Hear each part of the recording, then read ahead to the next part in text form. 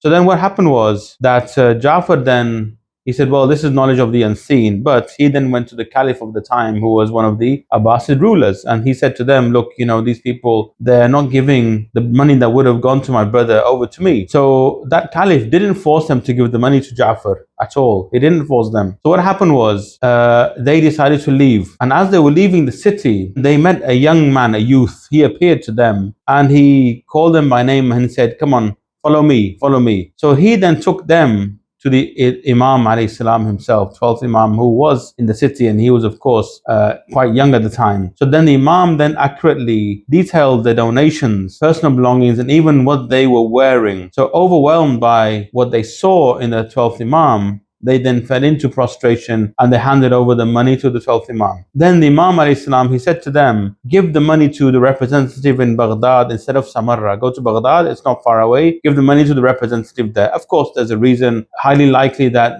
that person has freedom to distribute the money amongst the people. It could be it was one of the 4 correspondents, it's possible, or maybe somebody else. And he also gave one of the companions a funeral shroud, and he predicted the person would die before he went back to Qom. So he said, on the way back to Qom, go to Baghdad, give the money to the representative, and one of you is going to pass away, and here's a funeral shroud for you. And just as he had foretold, that actually happened. So the conclusions from the story, even the Abbasid ruler knew that the rightful owner, the rightful Imam, should be somebody with special knowledge from the Almighty. And this is a divinely appointed responsibility and cannot go to any person. It doesn't matter what government is in place. The divine authority on earth is only given by Allah Almighty through the divine legacy, which is the will. And just because you were not there, it doesn't mean that Ja'far al-Kadhdhāb didn't try to steal from the Imam. Just because you didn't hear the story before, it doesn't mean it wasn't true.